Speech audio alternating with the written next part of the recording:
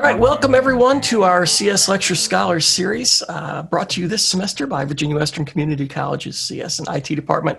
I am B. Bagby. I'm a professor here in the CS/IT Department. I'm joined by Diane Wolf, who is our program head, and Dr. Amy White is here. Is it Doctor? It is not, but I'll take the promotion. She deserves it. We've now officially made her an honorary doctorate. Awesome. I'll be leaving now. Is our team here, and we're going to turn it over to her for a few words, and then it'll come back to me for a few things. Thank you, B. Just a quick hello to everybody. Thank you guys so much for coming, taking time out of your night to be with us, and for recognizing the value in what your faculty, namely Diane and B and Jeff, are bringing to you. What a great opportunity for you all. So thanks for coming. I hope to see you every 3 weeks or however often we're doing this on this very stage. So kudos to you for making a great choice tonight. I also want to thank Dr. Art Carter, our partner and friend and colleague from Radford University, for taking time out of his busy schedule to be with you all. We have a great partnership with Radford, which you'll hear more about tonight, but I hope you will explore the opportunities that holds for you. And welcome. Whatever I can ever do to help you with your education, please come find me in the STEM building or in a Zoom room nearby. Thanks, B. Thank you, Amy. I really appreciate that. And just to clarify, it is every 2 weeks. 2 weeks, whenever, yeah. Every other week. We have 6 of them this semester scheduled, and we're already working on the next semester. Okay, a few housekeeping tips. Please mute your cameras and microphones. For those of you that are our students, you know we usually tell you to turn your cameras and microphones on. This is a slight exception to that, just because I don't want to have to chase you all around and get permission slips from all of you to use your images in our recordings. So please mute those. I will be taking your questions in the chat screen. If it's something that Dr. Wolf or I can easily answer, I'm sure we'll jump right in. Otherwise, we will pass those along to Art, and he will answer those at his convenience, probably at the end. And on to Dr. Carter. Dr. Carter here is a PhD, Business Information Technology from Virginia Tech, and the director of the School of Computing and Information Sciences at Radford University, and Associate Dean of the Artist College of Science and Technology. He's been a department chair for a total of 10 years and an associate dean for 12 years. Dr. Carter has taught extensively in information technology for past 17 years, including programming, database, networks, decision support systems, management information systems, security management, web development, and darn near everything else in the world, apparently. That's quite the list. 2 years ago, Dr. Carter led the effort to revise the department's Information Science and Systems degree, which included the development of a new concentration in information systems security. Dr. Carter developed and created a new course for the IS security concentration covering the management of systems security. Dr. Carter is the lead instructor in the management of information systems security content area. During the past year, he's led the department's effort to create a new BS in cybersecurity degree program that is now in the final stages of state approval, and I'm looking forward to sending all of you to him in that, because we all know that cybersecurity is the best of all the degrees, right? I don't think so, but okay. Dr. Carter is going to talk today about how to make the transfer process smooth and effective. So we will turn it over to him. Dr. Carter? Thank you. And just for the record, the cybersecurity degree program has been approved, and we are accepting students in that program. Yay. So that's no longer, after an arduous 2-year plus process of trying to get something through the state of Virginia, it's done.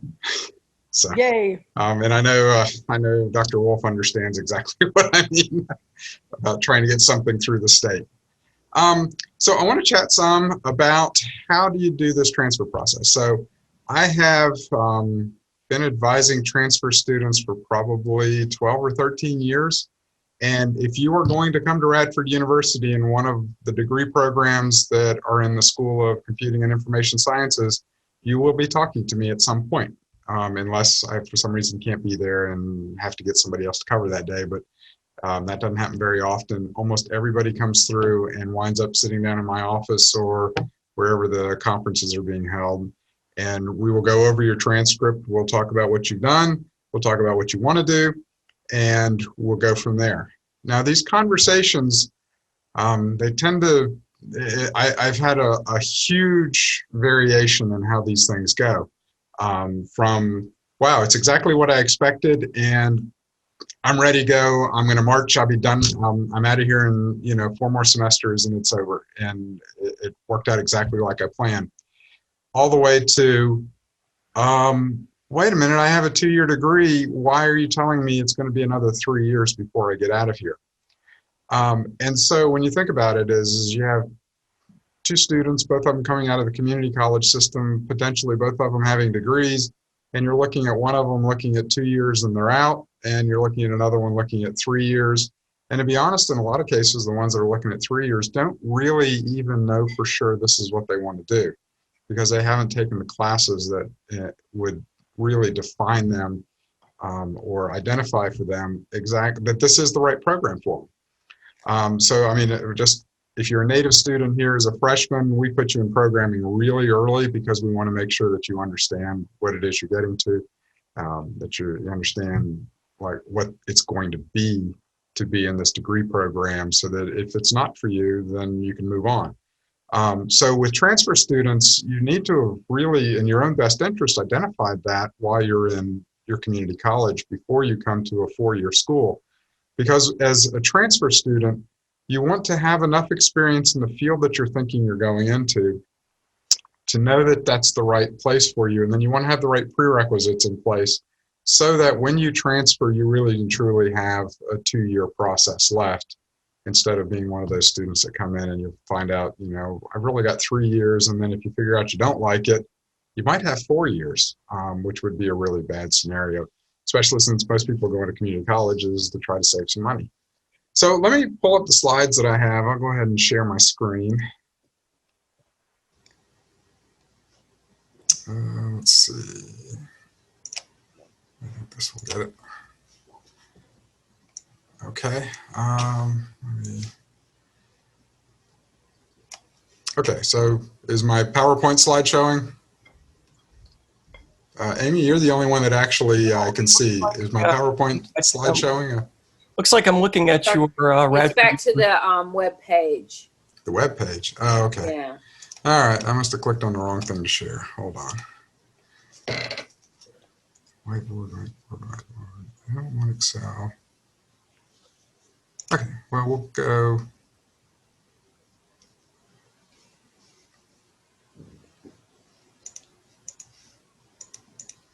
Okay, we'll go with the PowerPoint. There it is. You got it. Okay. I'll switch back. I've got a little bit I want to do on a browser, and I'll just switch back over to that. Okay, so my talk tonight is going to be about transitioning from the VCCS system into a 4-year university. And certainly my expertise is largely Radford University. I do know a fair amount about Virginia Tech. I have a degree from Virginia Tech. Actually, I have 2 degrees from Virginia Tech. So I went there. I understand their programs fairly well. And I've certainly I still have contacts over there, and I've dealt with them, and I kind of have an understanding of what's going on over there and what the process is to get in over there. So I'll talk some about Virginia Tech, but obviously I'm going to be focused on Radford's transfer process. But the reality is a lot of the fundamental concepts that I'm talking about are valid for whichever way you go. Here's my email address. Feel free to contact me if you have questions after this. Especially if you're interested in Radford. I'd love to chat about our programs. The School of Computing and Information Sciences has 3 degree programs. We have the Computer Science program, which a lot of folks are coming into. Within that, we have 4 concentrations. So there's a concentration in computer science. So if you're interested in that, it's our most technical, most rigorous, most math, you need a couple semesters of calculus. Great option for people going on to graduate school. We also have programs in software engineering, in database, and in networks. We have, and I need to talk about the 5th one, but I'll finish up with the other programs first. We also have the new degree in cybersecurity. That one doesn't have any concentration, just come in and major in cybersecurity. We are the first public school in the state to have a Bachelors of Science in cybersecurity. We also have an information science program. And so IS, a lot of people are like, well, what's the difference? IS people are a little bit less technical and take a few business courses. And most IS people are going to work for a company that's probably either a mid to large company, and they will be people that manage the technology resources that the company possesses. So there's a lot that goes into just managing technology, and that tends to be where the IS people fit, as opposed to maybe being software developers or database administrators kind of thing, or network engineers. But the IS program has the healthcare information systems, which we created that in connection with Carillion Systems because they perceive a fairly significant need in the next few years. We also have information systems security, information systems web development, and information systems and decision support, which is working on decision support for management type software. We also have a new program, which a lot of folks might be interested in, which is not yet in the catalog. And I want to talk some about catalogs and how do you figure out what you want to do. University catalogs are incredibly complex beasts, without a doubt. People with PhDs write them, which is not a great scenario. They really should be written by people that don't have PhDs, to be honest with you, because that's mostly who needs to read them and understand them. But we have a degree it's a concentration within the computer science and technology degree, and it's for secure software development.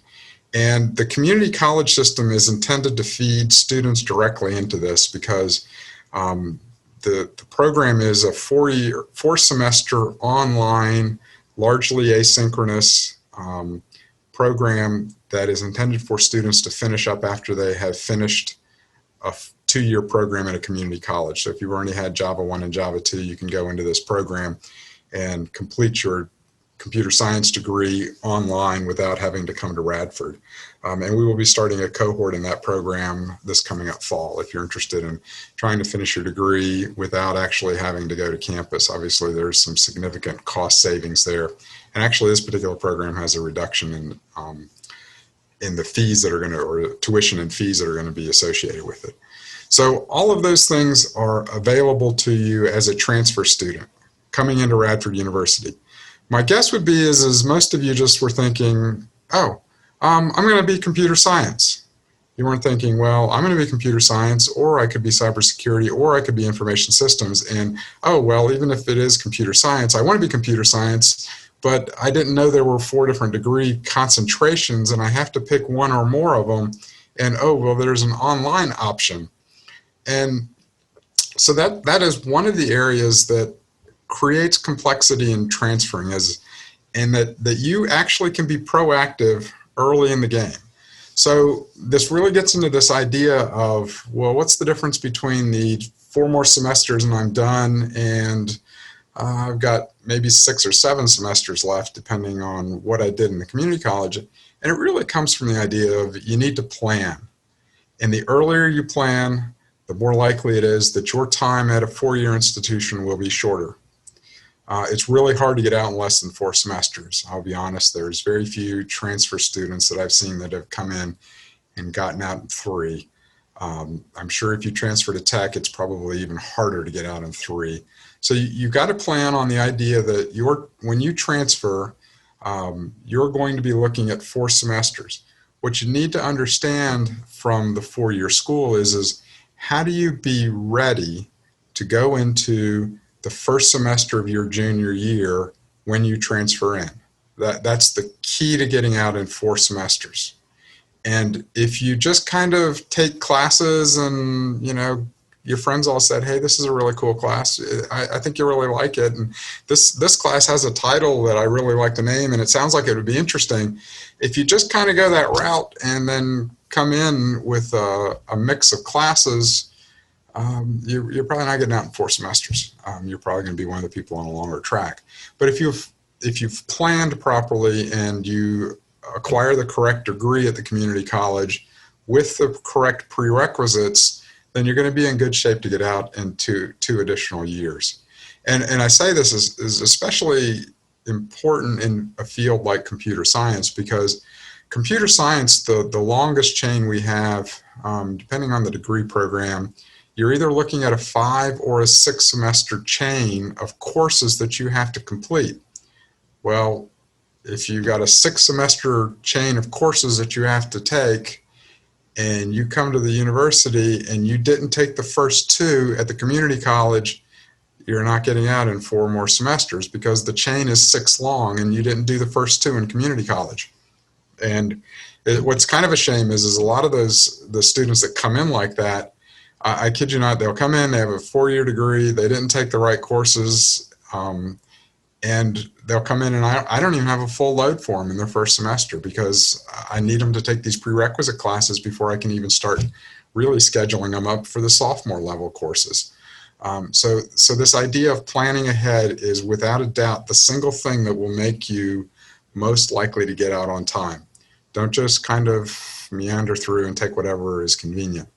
I will say that if you're at Virginia Western, you're incredibly fortunate because Dr. Wolf is very good at this. I highly recommend a chat with her.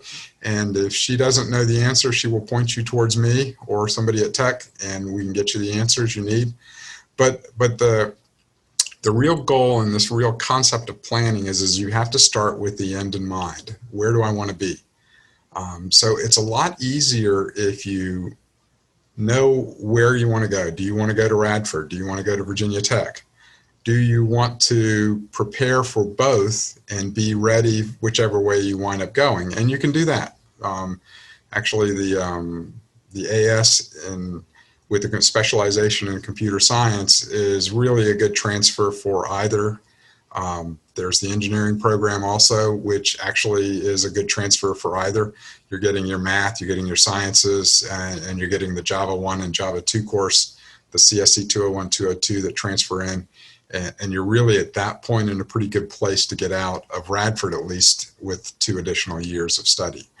A lot of students come into community colleges. I'm generalizing when I don't deal directly with the freshmen coming in, but I think students come into community college sometimes not really knowing where they want to go. To be honest with you, they come into 4-year institutions like that. So I know they got to come into community colleges like that. And they spend time trying to figure it out. And I get that. I mean, so my background, my undergraduate's in mechanical engineering, and obviously that's not at all what I'm doing now. And so a lot of people kind of are trying to figure it out. The big thing with that is you need to take courses in the field that you're interested in. So if you're thinking I want to be in computer science or any of my degree programs which require those Java courses, you need to get in there and try the Java courses. And as soon as you have the required prerequisites to see whether this is what you want to do, it gets really, really expensive to try to figure out what you want to do at a university. The cost at a university is, 2.5, 3 times what it is at a community college, especially when you start thinking about throwing in the fact that you're probably going to have to live there, you're going to be commuting a lot or something like that. It really is a good idea to get those courses that will identify where you want to be done early at the community college and really identify what degree program you want to be in. Narrow it down to a couple of colleges or even down to 1 college, and then start working towards the degree that will transfer and will put you where you want to be upon entering into that 4-year institution. So what do you need to do? And I think most people kind of look at it as most people don't think, hey, I want this degree. What they think is I want this job. I want to be the ever popular software tester, where I get paid $150,000 a year to play video games all day. And there are actually some jobs like that out there, although I understand they're not really as much fun as everybody thinks they probably are, because you're doing the same thing over and over and over, and you're testing every little aspect of it. And it's not like really playing the game all day. But what you have to do is figure out, what do you think you want to do? And then figure out what degree it is that will put you on a path towards that job. And then you need to figure out, where do I get that degree? So I'm assuming that I'm probably talking largely to CS or IST students who are interested in some aspect of technology, probably computer science or networks, database, something of that nature, that maybe you don't have the exact degree picked, or maybe you don't have the exact job, but you at least have a pretty good feel for the direction you want to go. And that really is the beginning, because then you can start taking classes and going, okay, I liked networking, but I didn't like database, or I liked my programming course and I think I want to be a software developer. Whatever it is that kind of helps hone you in on what you want to do. And that can help you pick your four-year school, because, you know, I've talked some about what Radford offers, and that, you know, we have that selection of courses or that selection of programs. So you can go to Virginia Tech and you go, well, I want to be computer science. So you could go to Radford and be computer science, or you could go to Virginia Tech and be computer science. So what does Virginia Tech offer? I know Virginia Tech has a computer science degree. It's within their engineering school over there. And then they have, I think, 3 different selections that you can pick from one of those 3. They also have an information systems program over there, but it's not in the engineering college. It's actually in the Pamplin College of Business. So it's very different what you might want to take if you were going to say, hey, you know, I want to be an IS person at Virginia Tech, because you're really going to have to probably take some you're going to have to take some finance classes. You're going to have to take some accounting classes. You're probably going to take some econ classes, because those will be in the first 2 years of the IS program at Virginia Tech. So it does matter where you think you're going to go and what degree you think you're going to want to be in. And so the earlier you identify that, the earlier you can start looking at, what do I need to tick off at the community college in order to make sure that that I get to where I want to go. I'm going to go to the websites here later in the presentations, but here's the Radford website. Here's the Virginia Tech website. And, you know, you guys are all used to the idea of getting online and looking things up.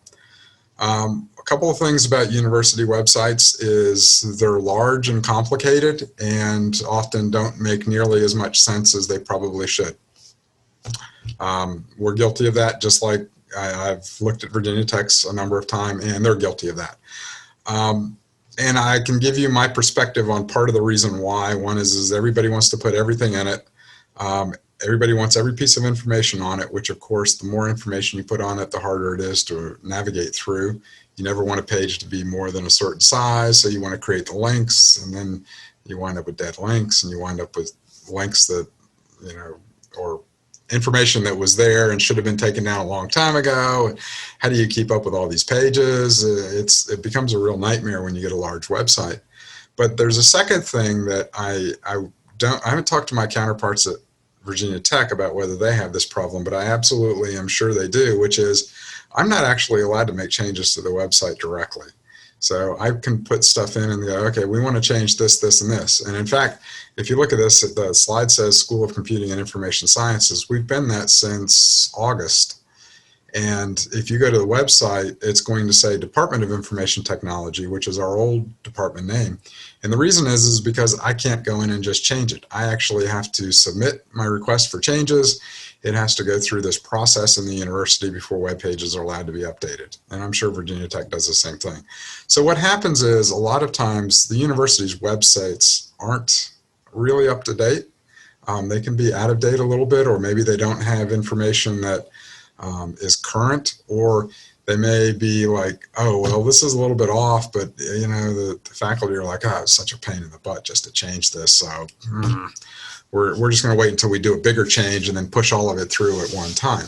So there can be a couple of things with websites. One is they may not be accurate. Number 2 is they may not tell you everything. Again, we have a online program, secure software development with a computer science program. It's not on the webpage yet, even though it's been approved since last year. I have not managed to get that process pushed through for the development of the websites that are associated with it. So what I suggest and what I think works really well is for students to identify maybe some places they're interested, programs that they're interested, look them up online, see what they say, see if you kind of get a good feeling about, you know, hey, they're teaching classes that I'm interested in, that kind of thing. And then call them if you need to, or email them. I get a lot of emails from students who are at a community college and are interested. And a lot of times, really the easiest way to do it is if a student has a number of questions about where they're at, what our programs are like, is we'll just get on the phone and chat. And, you know, 10 or 15-minute phone call, I can usually convey to a student all of the information that they really want about our programs. And this is, and I know your generation probably tends to think more about texting and emailing and websites, but don't underestimate the effectiveness of just going ahead and getting on the phone with somebody from the university you're interested in and getting some questions answered about your degree program and let them tell you about it. And to be honest with you, I think I'm really good at that. And part of the reason I'm really good at conveying this information is I've talked to students I've been dealing with transfer students for 12 years now. And so I understand a lot of the things that transfer students are interested in knowing. And I know a lot of things that transfer students are interested in knowing without necessarily them thinking consciously about those things. And so in a fairly short phone call, I can probably give you a lot of information about the transfer process and about our programs that if you tried to find it on the website would take you a long time. And when you had a specific question, you probably can't get the answer to, because we can't answer every question on the website. And even if we did, how long would it take you to find the answer to your specific question? So don't be afraid to call people. If you have an interest in a school, get online, find out who you need to contact, send them an email and set up a phone call and get your questions answered. Get your questions answered earlier rather than later, so that if there is some adjustment to what you're doing at the community college, as far as your degree or maybe electives that you have an option to take, that you can make sure that you're in the right courses to maximize the odds of you getting out with 4 more semesters. So if you learn nothing else, take away from it the idea that you need to call when you have a question. Don't be afraid to do that and set this up. I'm going to deal with these here in a few minutes. I'm going to come back to that. Okay, so your options. What are you taking at the community college? Are you an Associates of Science? Are you an Associates of Applied Science? Are you in the IT program, computer science, engineering? Again, these are all options, and there's different paths to different degrees. Certainly the AS in engineering, the AS in computer science are probably the 2 cleanest transferring degrees to come in. We actually, at Radford, if you look at AASs, those have always been kind of a challenge for us in the 4 years to give sufficient credit for a program that is kind of directed towards a work position versus going on to a 4-year school. But we're actually kind of working on something here at Radford that I think is going to do pretty well for AAS students who complete at least 60 hours, where we're going to probably be able to waive a lot of the general education requirements. So even people that start with the idea that, I'm going to need a 2-year degree, go get a job, and then kind of move on from there and don't really plan on going to a 4-year school. But if you get into the program and you're in it a year and a half and you're almost done and you're like, well, I do want to go to a 4-year school. I think, chat with me as we kind of define this new general education model that we have at Radford University. They're calling it REAL, R-E-A-L. I think we may be able to do more with the credits that are coming in from the AAS program than we've been able to do in the past. So if you go to a school like UVA or Virginia Tech or something, they're kind of limited on what they're going to do with those AAS program credits. So, but again, call, email. I think it's worth visiting. One of the things that's true, and you guys have already figured that out, is you're going to spend a couple of years on campus, and the atmosphere, what it's like. Is this a place you want to hang out in for 2 years? And I deal with freshmen especially a lot with this. Is the parents are like, I don't know how to choose a degree or a school, and the kids don't know how to choose a school, and it's important to go to the school and walk around and kind of go, hey, I can see myself hanging out here for a couple of years or 3 or 4 years, whatever it's going to be, depending on where you're at. I think those are worth the time and effort to do. Okay, so you're a year into your computer science or your community college program, and you're kind of wondering, what do I do now if I'm deciding to change majors? Again, talk to the university, figure out what degree you're in, figure out what degree you want at the 4-year. And again, that it all really kind of comes back to that. The earlier you've identified that degree you want to be in in your 4-year program, the earlier you have to make adjustments in your community college program that make it more likely that you're going to get out on time. when you've identified that, if you're a year into a program, call the university and go, hey, this is where I'm at. Talk to your community college advisors and say, okay, what are my options for getting into this program that the four-year institution said would be better for me? What am I doing to myself? How long will I be able to get out with another year? Am I looking at a year and a half? What's the consequences of making those changes? The earlier you make those decisions, the more likely it is that you're going to get everything done on time. Some of the options are is you can delay transfer. If an extra semester at the community college means that you're going to be able to get the degree that matters, and maybe one semester at a community college might save you a year at the four-year.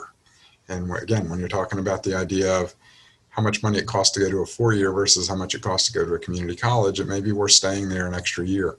Radford, we accept students in the spring semester. Tech is a little bit less interested in that. I don't know that they won't do it, but they're not as open to taking students coming in the spring semester. But from our perspective, if you want to come in the fall, spring, whatever, we'll work with you on getting you through.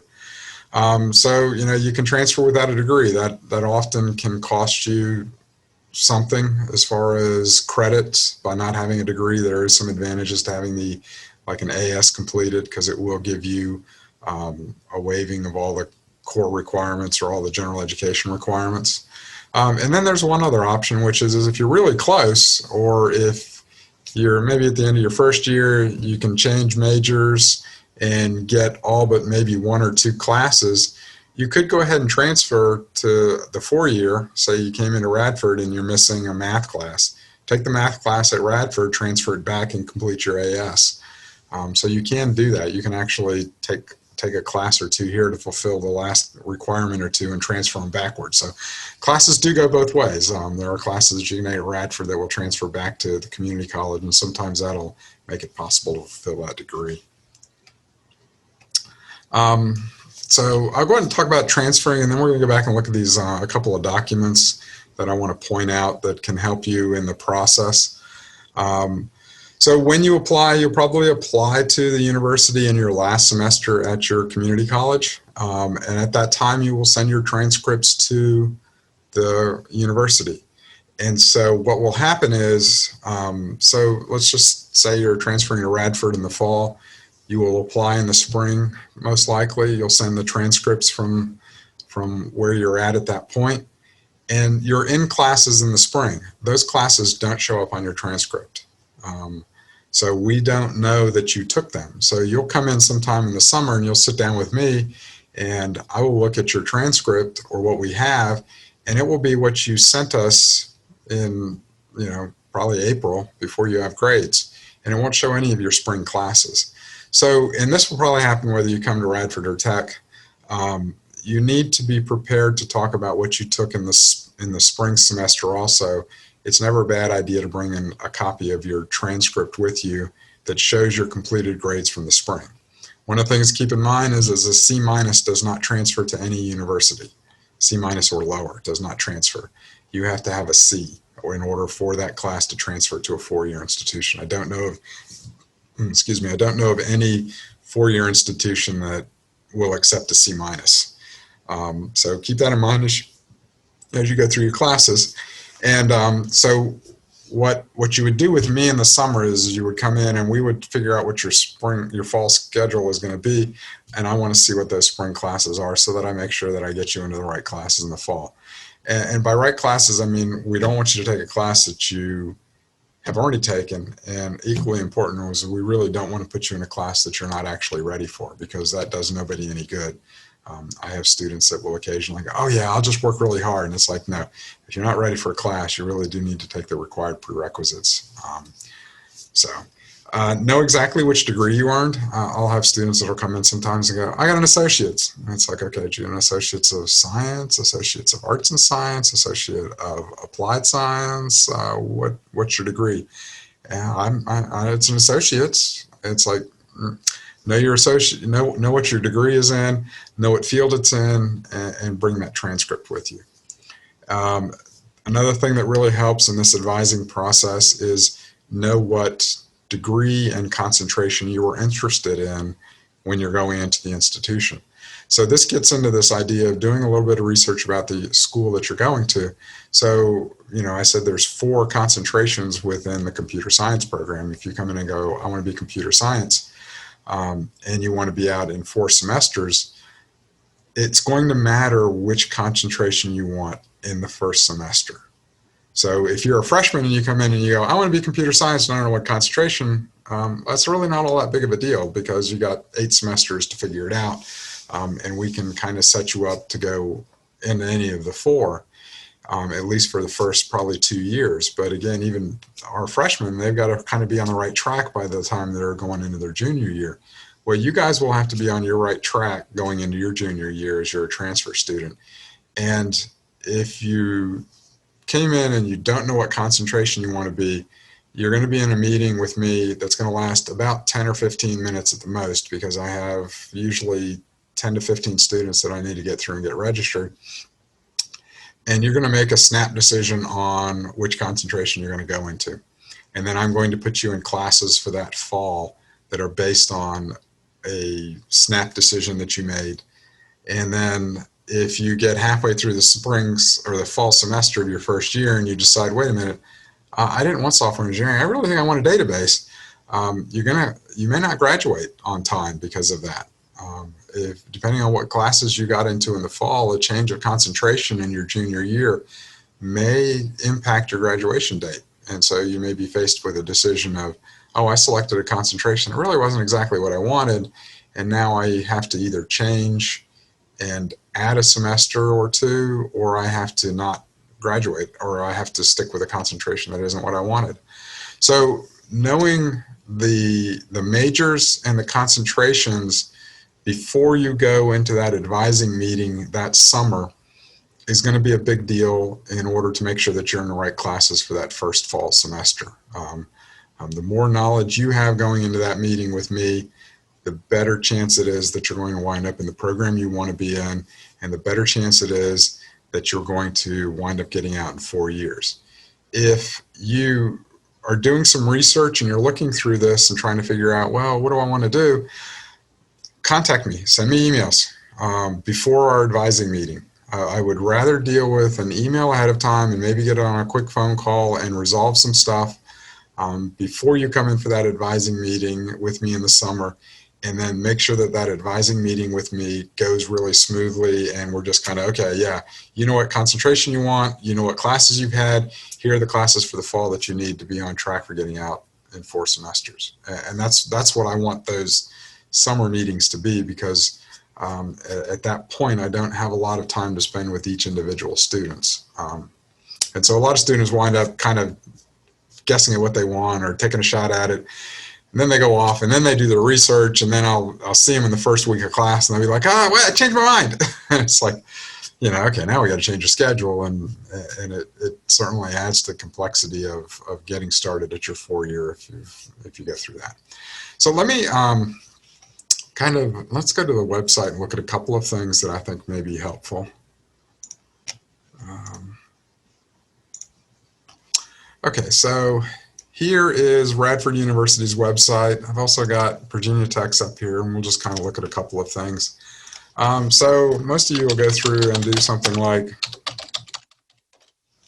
computer science, Department of, like I said, this should be the School of Computing and Information Sciences, but because it takes so long to change things, it's not, but at some point it will be. So the School of Computing and Information Sciences is in the Artist College of Science and Technology. And actually here we have this, it's fixed in some places, that's good. So you can come down here and you can see here's Bachelors of Science degree programs. And so, we have the degree programs, we have the Computer Science and Technology, Information Science and Systems. We have an undergraduate certificate in cybersecurity, and then we actually have the degree in cybersecurity. And so you can get information by selecting these. And again, this is where I would say do some research ahead of time. Understand, well, what's the difference between computer science and database? What would I take? You can come down here, and this is just the little blurbs that are on each one of those. personally don't think it's, well, it's worth reading if you're kind of like, I don't even know what they are. And then some people don't know what Bachelors of Science in Information Science and Systems is. And here's a little description of that. But what I always kind of find probably more interesting is if you come over here, let's just pick computer science. And again, here, when I talk about websites can be a little confusing, and part of it is you're not trying to reiterate the same thing over and over on every page. If you looked at this, you're like, okay, what's computer science? Oh, database networks, and what's all these little links? Well, if you kind of read over the computer science program, you'd understand there's 4 concentrations. One of them computer science, and you go, oh, computer science, okay, completion. You can open it up, and here's your flow chart to getting out of school. This is what a computer science concentration looks like. So ITech 120, that's CSC 201 for you guys.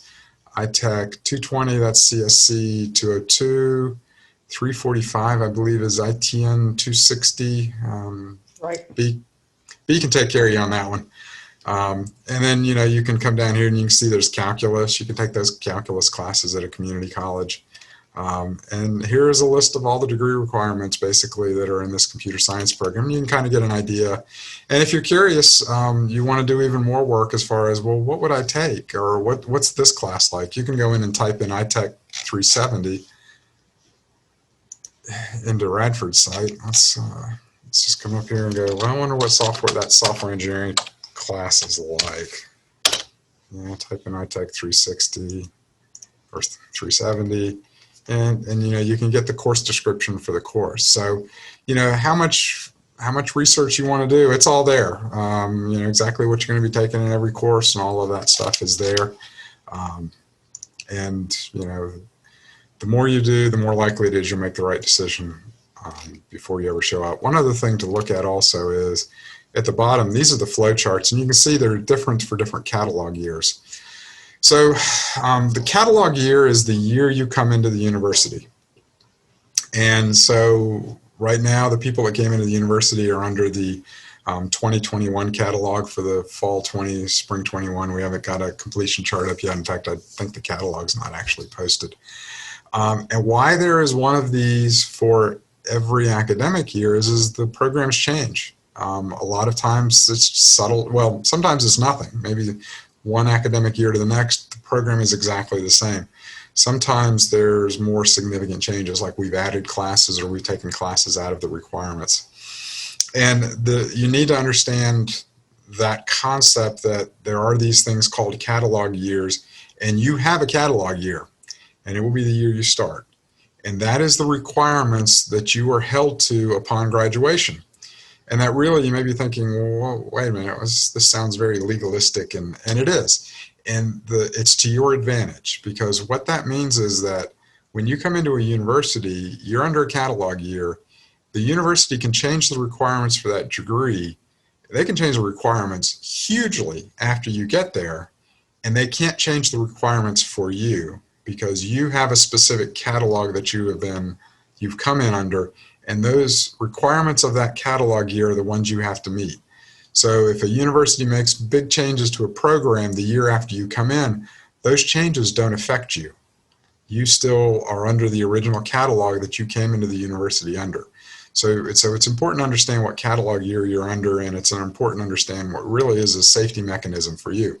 So the good part is if a university changed a bunch of requirements and you go, hey, I would rather be under a newer catalog, you can change to a newer catalog, but the university can't force you to change to a newer catalog. That is your prerogative as a student to decide to be under a newer catalog if you want. You, on the other hand, cannot go back to an older catalog that's before the time you showed up. Sorry. If you're like, hey, I like last year's catalog better than this year's, it doesn't work that way. It is a one-way trip. But anyway, so you need to know the catalog year you come under. It'll be the year you start on. When you get to the point where you're an RU student, you'll have a degree audit, and the degree audit actually posts in there what catalog year you're under so that you can always look it up. We also have these things, progress sheets. Excuse me. And that just shows all of the courses that are required for a specific concentration. And some of these will be things that you have ticked off at community colleges. ITech 110 is CSC 201 or 200. 120 CSC 201, 220 CSC 220. 225 is a combination of a couple of ITN courses. Again, 345 is ITN 260. So there are some opportunities to get courses there. The math courses are available to you. And then you can take some humanities, natural sciences, and these kind of things. Now, when I talked about degree programs sometimes giving you a waiver for general education, when you complete an Associates of Science degree at a community college, all of this stuff up here goes away. That is all waived by the fact that you have an Associates of Science. And so that's one of those where it's like, oh yeah, I'm one degree from Associates of Science, but I want to go ahead and move to the university. I'm just missing math or something like that. Come on to the university, finish that math course, and transfer it back. It makes a big difference in getting to waive all of these things. Okay, so that's a little bit about our website and how to find your way around. You guys are real good at navigating. Virginia Tech, you can do the same thing. Personally, I don't think their site is as good as ours. So you can come in here and Virginia Computer Science. Let's see, I think we want to learn more. Here you go. They talk about all the different things that they have. They got little pictures too, or videos. Undergraduate, okay, majors and minors. Here we go. So here's their majors and minors. They've got a Bachelor's of Science in Computer Science. So within their Bachelor's of Science of Computer Science, they actually have the option of 3 majors. One is Computer Science, Secure Computing, and Data Centric. So secure computing is kind of how they've set something up that they're trying to make similar to our cybersecurity degree, but it's actually a Bachelor's of Science in Computer Science. And then they have some minors for those. Let's just click on that. And you can see here's your same kind of list that we have. It can give you a list of classes that you take and things like that. I'm not sure. I'm sure that they probably, well, I searched for it one day, but I didn't find it. They probably have something that tells you exactly what classes transfer in as. I'm going to show you. If you look at Virginia Community College Pccs transfer guide for Radford, I find this to be a very useful document. So here's your pathways to your transfer guide that Radford posts. It talks about getting an AS degree or an AS or an arts and science degree. And basically this is telling you that you have completed all the general education requirements because you've done that. Articulation agreements, that's part of what we were talking about. And I know that Virginia Tech has an articulation agreement where if you have like a 3.2 GPA in a certain Associates of Science program, that they will guarantee you admissions into the School of Engineering. And if you're keeping up on that, it actually will guarantee you into the School of Computer Science, or excuse me, the School of Engineering, and it won't necessarily guarantee you into the Computer Science program, although my understanding is they're trying to get that straightened out so that you could potentially get guaranteed admissions. But the other thing, let me just interrupt 1 minute. Oh, sure. Is that they're working on trying to take the AS and computer science into their degree, but if you're going to Virginia Tech for the current time, you must have the engineering computer science degree. They will not take the science computer science degree in their articulate agreement at all. Oh, okay. I wasn't sure exactly how they were, and I know they're trying to work on it because they want to make the flow of students into the computer science program smoother and be more, but it's very specific. And if you're interested in Virginia Tech, you probably ought to talk to Diane and get that straightened out. Please do. Thanks for that. Okay, so, here's, and you will see this, a grade of a C- or lower will not transfer. So just like I said, Radford, you have to have at least 30 hours at Radford in order to get a degree from Radford. That's kind of standard. Well, actually, that's the Chev minimum. I've seen some universities, it's up to 60 hours. I think when I was at ADU a long time ago, they actually required you to have 60 hours at ODU before you could do that. 50% of your major hours must be taken at Radford University. Again, if you complete an associate's degree at community college and transfer in and complete 4 years here, you're not going to have a problem with that.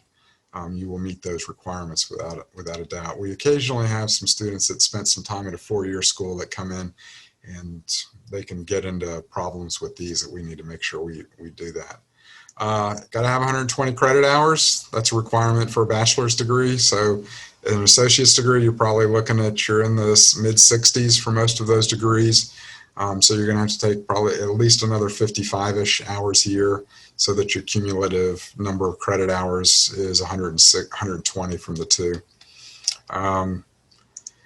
Yeah, so if you want to do Latin honors, you want to be cum laude, summa cum laude, magna cum laude, you have to have at least 60 hours at Radford in order to pull that off. And then you've got to have whatever the requirements. I can't remember what the summa, magna, cum laude are. But if you have less than 60 and you have a 3.5, you do graduate with distinction. Those are nice things to put on your resume. They look good. University's core curriculum, that's the general education program, and next year it's going to be called REAL instead of core curriculum. It's getting revised pretty significantly, and most of this is going away. But if you have an associate's degree, you don't have to worry about any of it because it all goes away. Keep that in mind. Then when you get down to a certain point, you get down into all the classes that transfer in as something. And here we go. So here you have CSC 201, Computer Science 1. You can see that transfers in as our iTech 120, which we call, everybody around here calls Java 1 because we use Java. So CSC 202, and you can see that comes in as Java 2. And I keep talking about these two because they are particularly important to being ready for your junior year here at Radford University. And you will find that they're going to be particularly important if you went to tech also, to at least have those first 2 computer science classes under your belt, because they're generally the prerequisite for almost all of the junior level courses. So if you don't have them done, you're going to come in and we're going to put you into whichever one it is you need. If you don't have either one, you're going to be spending a year just taking these 2 classes in order to be ready for the upper level courses. So that's kind of my spiel for the night. I'd be happy to answer questions that anybody might have.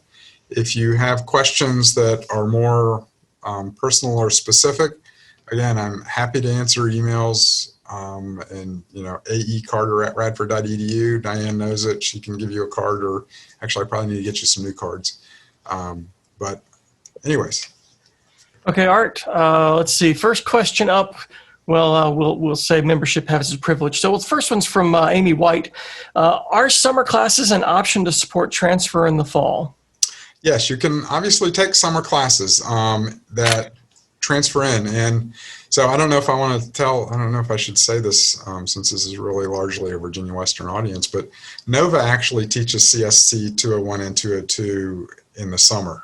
And so there are cases where students will come to me and be like, hey, I want to transfer, I haven't taken this class. And it's like, well, if you can't, well, Diane actually teaches an equivalent to CSC 201 in the summer, and I actually send a lot of students to her, but sometimes students trying to get through both of them, you can take those. And again, when you come in and sit down and talk with me in the summer, you need to be aware of exactly what you're taking, and you need to tell me and bring it with you so that we can plan accordingly.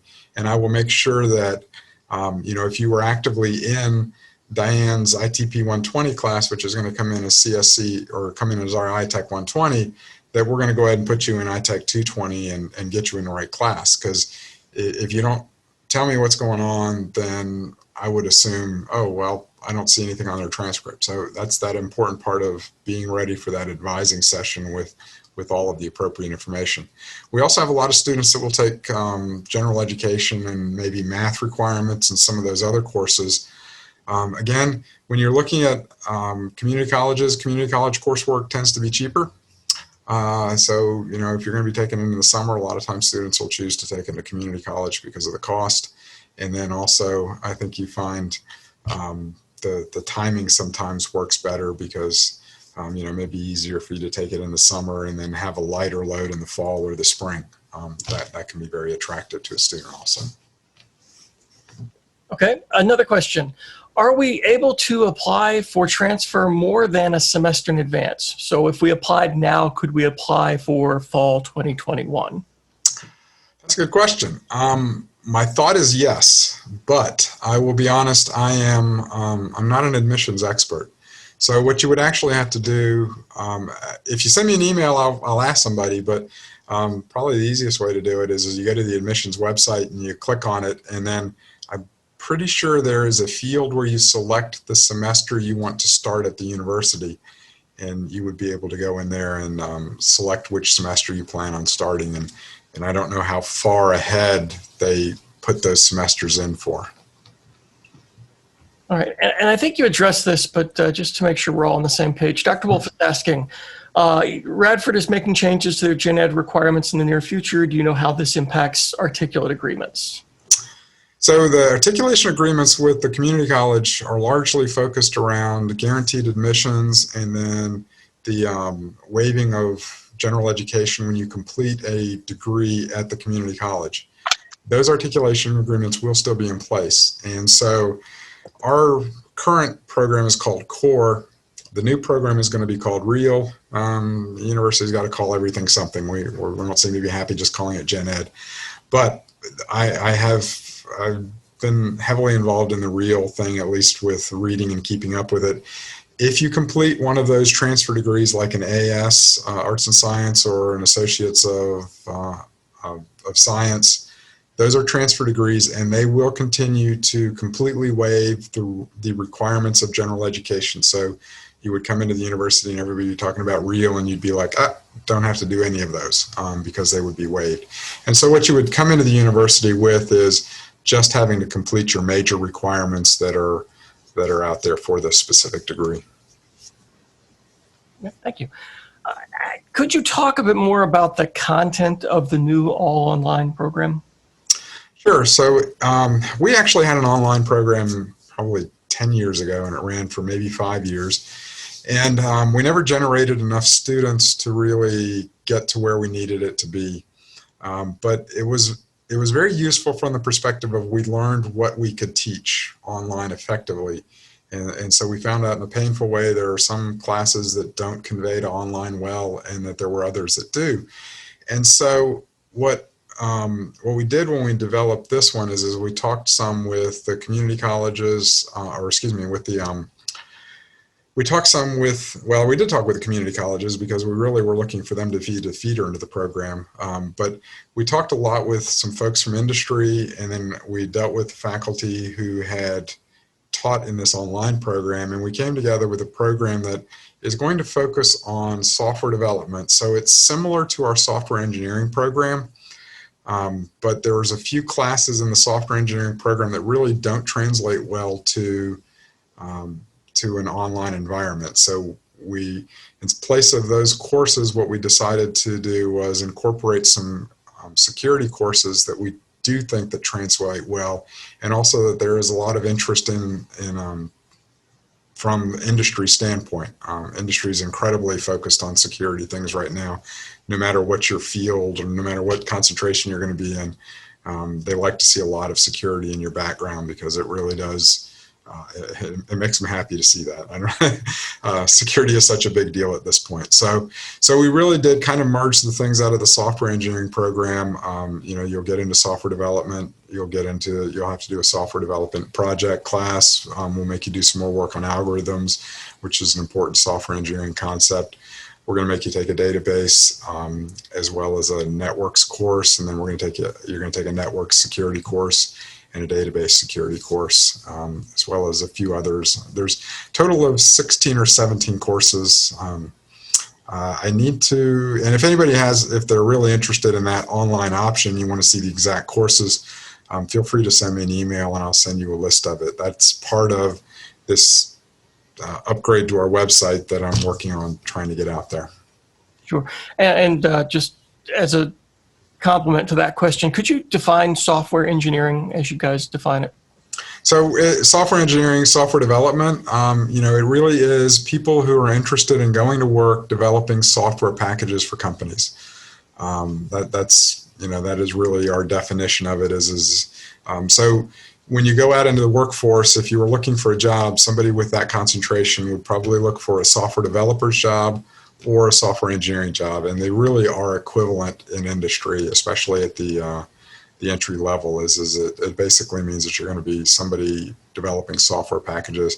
And some people say, oh, I'll be writing code. And there's a lot more to software development than writing code. But that certainly is part of it. And the ability to understand code and read it and all of that stuff and read other people's code is all part of that. Okay. This one may be a little specific for you to get into, but we'll give it a shot. Have there been any issues with students using VA benefits for an AAS in cybersecurity to transfer to Radford for the cybersecurity major? Yeah, that's pretty specific. And to be honest with you, I don't know of any issues. I haven't heard of any issues. I know that we originally had issues with the cybersecurity degree and VA benefits because the VA didn't recognize the degree. And we, I think, dealt with that a year ago. I have not heard that there are any issues with the VA and cybersecurity since then. And certainly if you do apply or if you are in communications with the VA and they say something about, well, we don't recognize the cybersecurity degree at Radford, please let me know because I would be very interested in trying to get that resolved. But I think that we got that specific issue fixed. Hopefully. Thank you. I like this question. Can you speak about the success of transfer students? Are they competitive with native RU students? Oh, yeah. And please keep in mind the program head, the dean, and I are all listening to you. Oh, yeah. Well, so what's interesting is, you know, there's not a lot of students that get 4.0s leaving school, but more of them are transfer students than native students. Anybody want to, I would ask you guess why, but the faculty all probably know. But I mean, if you think about it, why would you have better grades? You know, is it the community colleges are doing a better job of teaching their first and second year? What it is, to be honest with you, is when people come out of high school, college is different. And all of you have realized that now is it really has a different set of expectations. It really has a different set of rules that everything is played by. And it's very different than high school. College professors are not motivated by the same things that high school teachers are motivated by. They're not constrained to the same things that high school teachers are constrained to. And so it is a shift in paradigm from a student standpoint. And that shift takes some time.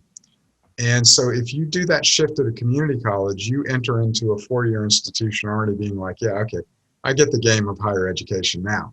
And then they tend to hit the floor, even though they're taking only probably the hardest courses we offer, they understand how to be successful in college better, and they're more likely to have a higher GPA than a student who started as a freshman here at Radford and went through that learning curve as a freshman here and maybe had some C's or even some D's in the process that stick with you on your transcript. So one of the nice things about being a transfer student is you get a completely new GPA. When you show up at Radford, your classes transfer, your credit transfers, but your grades don't. You have a brand new GPA. You have the opportunity to be a 4.0 student. So it's not really that unusual for transfer students to often be some of the higher GPA students that we have exiting as seniors. Awesome. Good answer, by the way. I like that. All right. So, and I should just point this one right back to Dr. Wolf, but we'll give it to you. Can an applied science and cybersecurity transfer to Radford for a 4-year degree? Well, I'll take this one, Diane, just because it does. In the past, the applied science degrees have come in on course by course. But we are, this is a moving target right now, but I am pretty sure that we are going to be much more flexible with those applied degrees starting in the fall term because of this new REAL model. And my understanding right now is the way that it's going to work out is Okay, it requires a little more explanation. So the real model has 4 categories: REAL. R is science and math. E is expression, so the arts. A is, oh, I forget what A is, humanities. And then L is practical learning. And so if somebody comes in with 60 hours from a community college and at least 1 course in each of these 4 areas, then their general education, the real model, is going to be waived. So that will be something that doesn't even require a degree. So not only the AAS degrees will fit into this, but just generally a student who has gone in and taken just a whole bunch of classes, and so long as we're fitting certain things into certain categories, we're going to be able to waive general education moving forward. I think it's going to be a really big benefit to those in any of the AAS programs moving forward. But I'm waiting for the last couple of details to fall into place, and then I'm going to probably be in contact with Diane and make sure that she knows what's going on and can make sure that she advises students there. But I think we're going to be able to do something pretty good for AAS programs. That is really, really exciting to hear. I thought that was the best thing that came out of the whole real thing, which has been a real headache. Yeah, I bet. All right, so it had to come up sooner or later. Do you have it's actually a several part question, so I'll ask you several parts. Do you have a rough estimate of graduates to job placement percentages out of Radford in your program?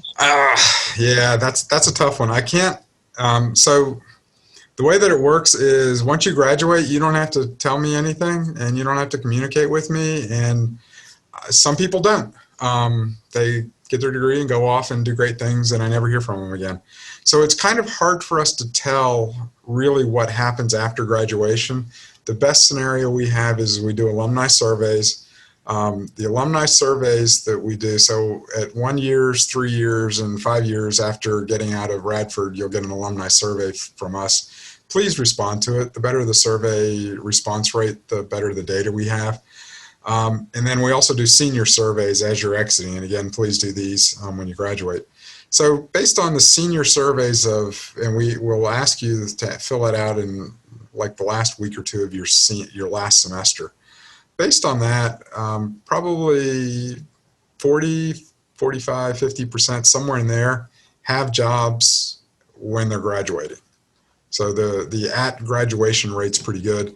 On the senior survey, we asked them, I think it's within 9 months, and don't ask me how this survey's been around for a lot longer than I have, but how did you get a job within 9 months? And it's like 95% get a job in the field within 9 months of graduation. I don't get the 9 months, but that's what it is. So the graduation or the job rate is really good. And I won't kid you, and I don't kid anybody, is your GPA matters. If you have a 2.0 and you barely scraped your way out of a CS degree, it's going to take you longer to get a degree, and get a job, and you're probably going to get a lower wage than one of your friends that went out with a 3.75 who had a job when he left and probably got a higher salary. So don't ever underestimate the importance of your GPA. And like I said, when you transfer, you get a brand new opportunity at your brand new GPA, and you need to come in here with that attitude that you're going to have as high a GPA as possible, because it's going to impact how much money you make. It is that big of a deal. I can't underestimate how important that is. Okay. And the second half of that question was, and spread salaries? So salaries are very area dependent. So I know that I've heard from a lot of students that have gone to Nova in the last year or so, which a lot of students go to Nova because there are a lot of jobs up in there in this field. And the salaries in Nova right now are running 65 to 75 for most students, something in that range. We did have a few students that went to Wisconsin. Wisconsin, a high-tech center, right? But there is a major company out there named Epic that does most of the healthcare information systems in the country. They're the big provider of healthcare information systems. And we had 3 or 4 of our top students in the last couple of years go out there, and their salaries were mid-90s. I think they were looking at 95. but they had to move to Wisconsin, which kind of got a lot of cold weather. But so that is the range. I've heard everything from kind of in the 60s all the way up to 90s. Awesome. So for folks that don't want to drive to Nova, can you share some of the local jobs the students are getting and like industry partnerships you might have? So 1901 Group does a lot of hiring. Carillion has started hiring. So I don't know if everybody's aware, Carillion has a large IT operation in Roanoke, and they have, I think about 2 years ago, their CIO was here on campus, and I was in a meeting with them, and he was saying that half of his 200 plus workforce would be retiring within 5 years. And they're kind of an interesting case because they in the past have never hired entry-level people. They had always just kind of scrounged people from other organizations.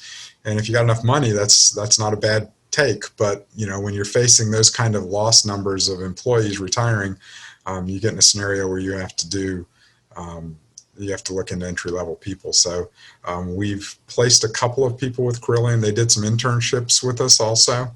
So we're looking at them being an employer. Block 1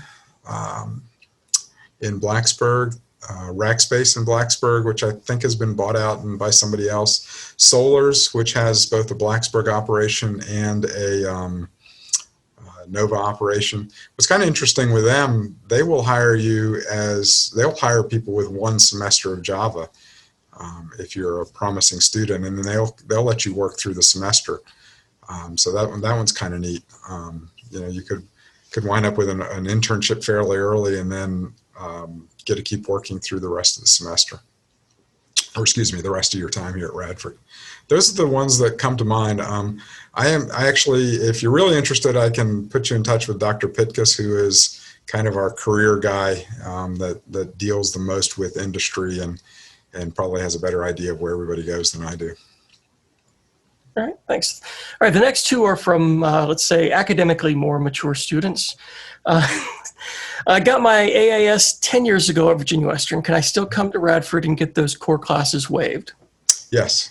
I've never heard there being any kind of time delay on that. The big thing I would say is if you took a programming class 10 years ago and haven't had anything since, I would probably seriously consider getting an updated programming courses. There's obviously been huge changes, and you just want to make sure that you're ready for the programming courses you would be continuing on with here. Awesome, great answer. Okay, and is your advice different for an older student who has a career and needs a lighter than full-time class load? Not particularly. I mean, I think that it's really just a matter of scheduling and having some kind of idea of how many hours can you really take?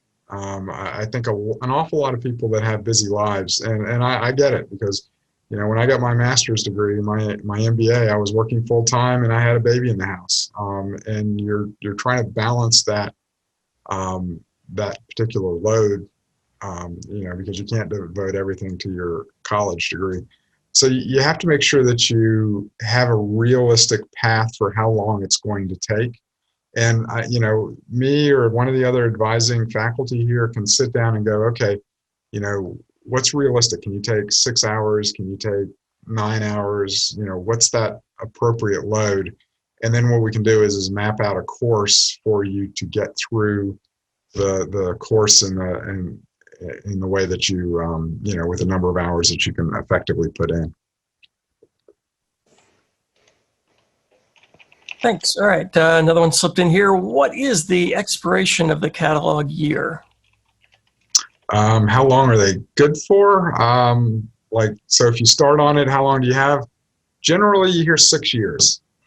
So if you're actually a transfer student, I've never had a transfer student that had a problem with this. So it's more of a problem with freshmen that hang around way too long. But anyways, so if you came in with a couple of years under your belt, the idea that you don't get out in 6 years is pretty rare. But I will also say that I've seen students graduate at 7 or 8 years, and we can write petitions that get them under a catalog that's actually older than 6 years. I've seen that happen too. So if there is some reason why you came to Radford, had to drop out for a while, come back, and you kind of came and went, and it took you 7 years, then we just kind of need to know that as early as possible, and we probably can deal with a petition in order to get you out on time or get you out under a catalog. In most cases, moving to a newer catalog isn't usually a problem because any given year to year, there usually aren't that many significant changes in the catalog. There have only been a few years that I've been here where we really had major changes or overhauls, and those would be the only ones that would be a problem. Right. Are internships or other experiential learning opportunities valuable for transfer and for job searches? They're incredibly valuable for job searches. And they're not required, so we don't require students to do internships or have that kind of a learning experience. We highly encourage it. And so I get a lot of emails from companies, and what I do is I send them to all students. You know, if somebody says, hey, we have a position at Rackspace for an intern, and I will send that to everybody and give everybody an equal shot at doing it. So please read the emails from me. They are at times worth reading. I try not to barrage you with anything that's unnecessary, but it really is. So that type of internship, there's several reasons why I think it's incredibly important for you to do that if you can. And one of them is it gives you some job experience to write in your resume. I mean, that's obviously a big deal, is to be able to say, yeah, I did this, I did this, I did this. But I've talked to a lot of people that, you know, have spent a lot of years working at various different things. And I can tell you from my own personal experience, getting to where you want to be is a lot of times figuring out where you don't want to be. So if you work and you go, you know, this company gives you a job in the summer and you do this, you're probably going to go, you know, I liked this part of the job, but I didn't like this part of the job. And that really helps you when you start your job hunt, maybe find a job that's in the right direction faster, because you have some experience and you're going, you know, I really didn't like software development. I really thought the database stuff was fun. And maybe it may even change what you decide to concentrate in. It certainly would impact probably who you decide maybe to take that first job with. So those experiences are really good, good opportunities for you to build your resume as well as define, you know, for yourself what you want to do when your first job. Okay. Can you talk a little bit about any scholarship opportunities that may be out there? I'm not the big scholarship guy. So scholarships, most people don't recognize how that works in the world of academia, but there's this thing called a foundation that's associated with the university. And so what a foundation is this thing that kind of sits off to the side of the university. It's not actually part of the university, but when you donate to a college, you hear everybody talk about donating to a college. They're really donating to the college's foundation. And so it's this big pool of money, and then from that foundation, they give scholarships out. And so one of the things is, if you notice on the first slide, was we are the Artist College of Science and Technology. And the reason we are the Artist College of Science and Technology is Pat and Nancy Artist donated $5 million to the foundation, and that $5 million is used to pay scholarships. So there's like 66 artist scholarships that are out there that the foundation awards. So the process for getting those is students will apply, the foundation will send out information, and they'll send out deadlines and when all of these things come up. And then the students go into the foundation's website, and then they actually apply for foundations through that organization. And so that's kind of, I tend to actually not have a lot of hand in the scholarships, other than letting everybody know that, you know, you got to talk to the foundation as soon as they send anything out on it.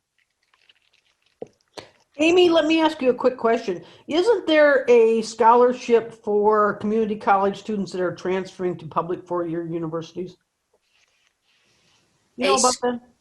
No, a scholarship for community colleges that are transferring? Within Virginia. I actually had a student have me fill out I'll look it up and I'll let Art know.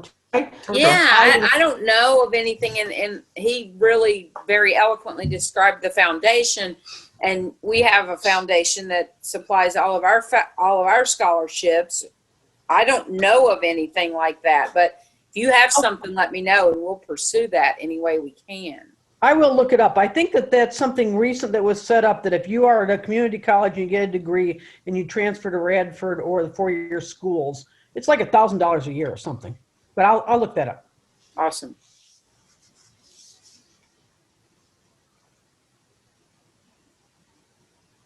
Dan.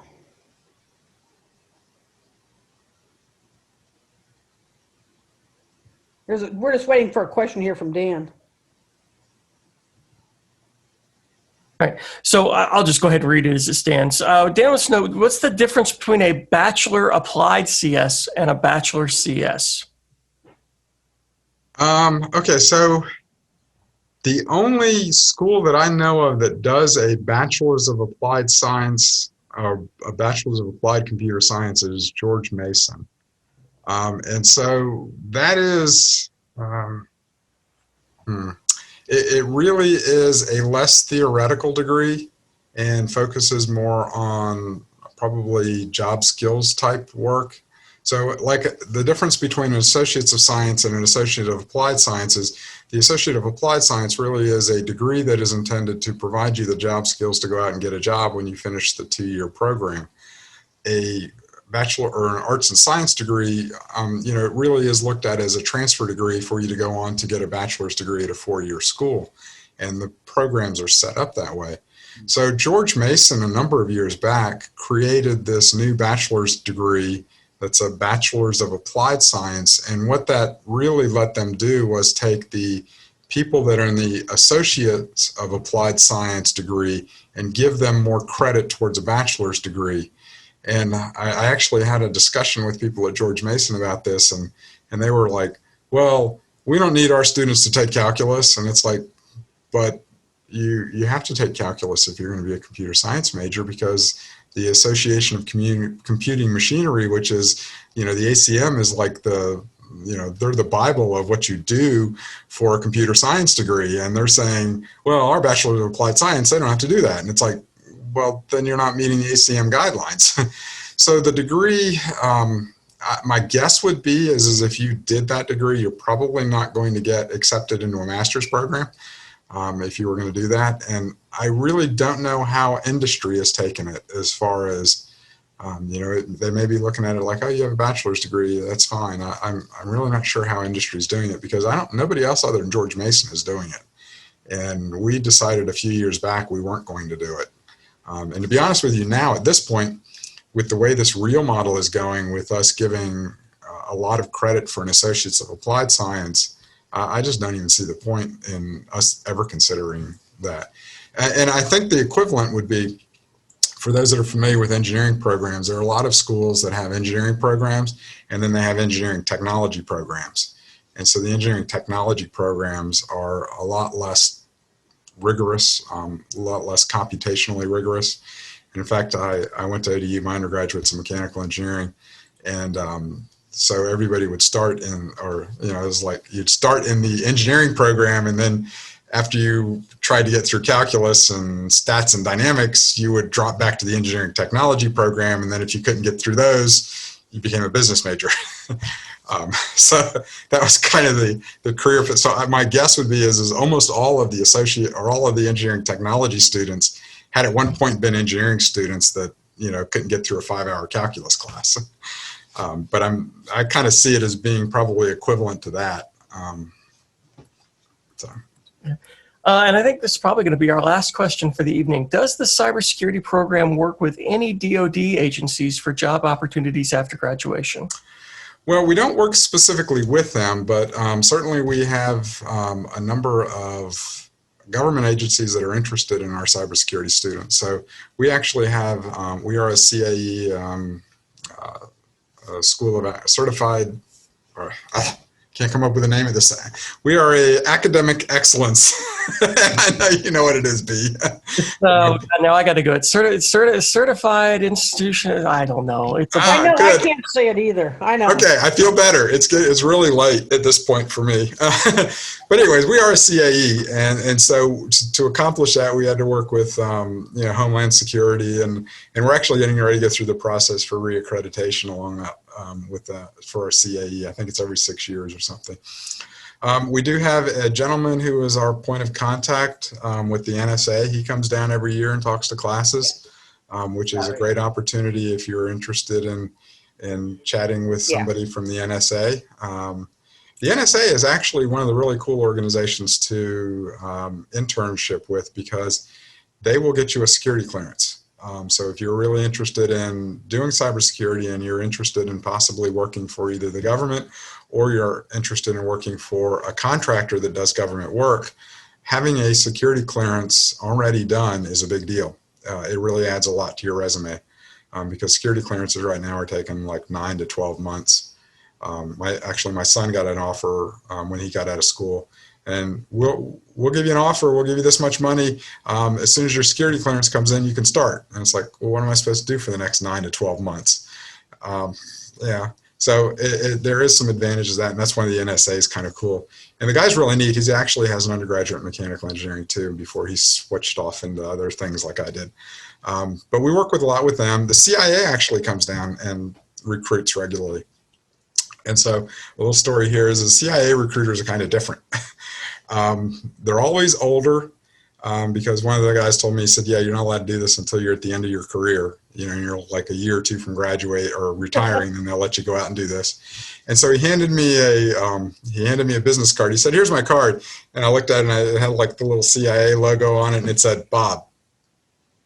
And I was like, oh, Bob. And he said, that's the one I give to the students. I can give you the one with my last name. And he gave me another one, and it said Bob something. And I'm like going, yeah, right. This is your last name. Sure. I'm not sure this means any more to me than Bob. And they don't have phone numbers on them. They just have an email address where you can contact them.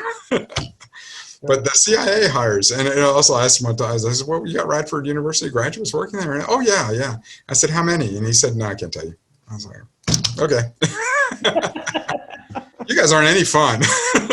Right.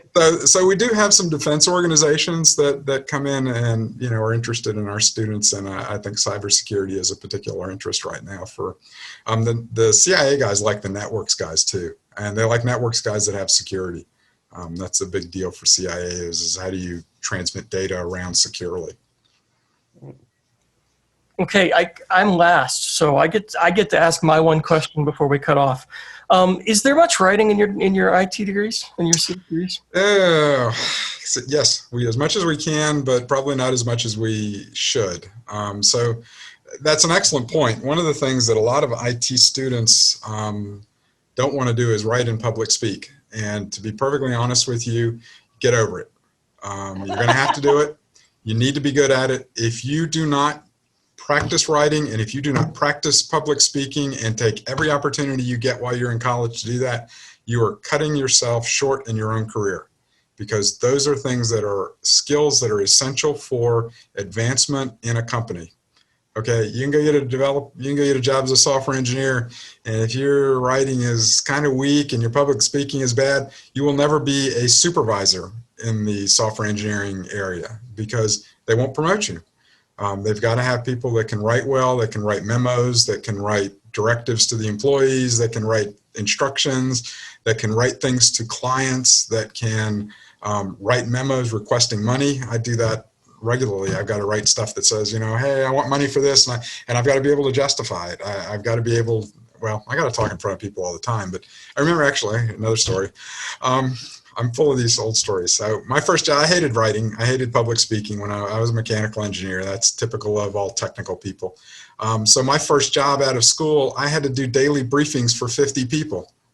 It's like, you know, you got to talk about getting over public speaking. It's like, yeah, okay, every morning is like 50 of them. They're all listening to what I'm saying.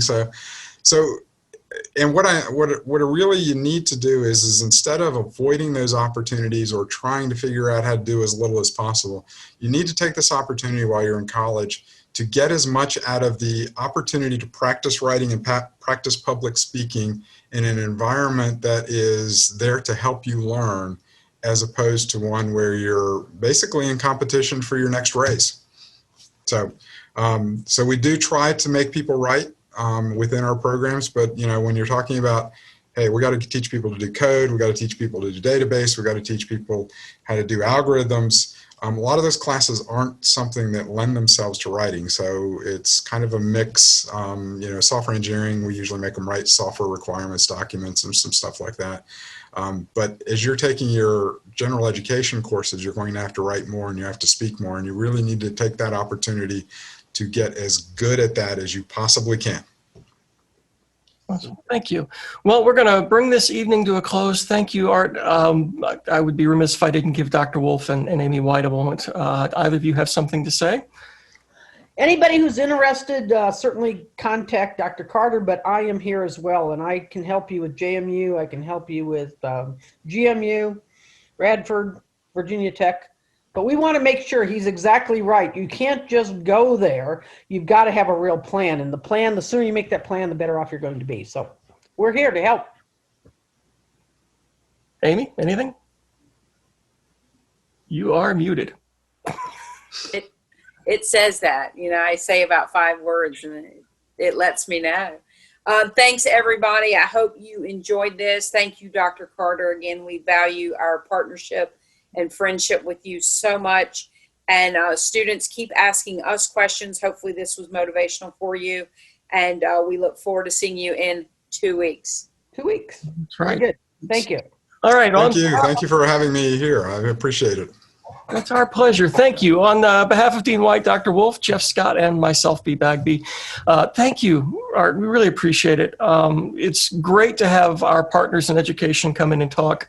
And certainly we have a great bias towards Radford because we have had such a great relationship with you guys. So that makes it particularly nice to have you here. Thank you so much for your time.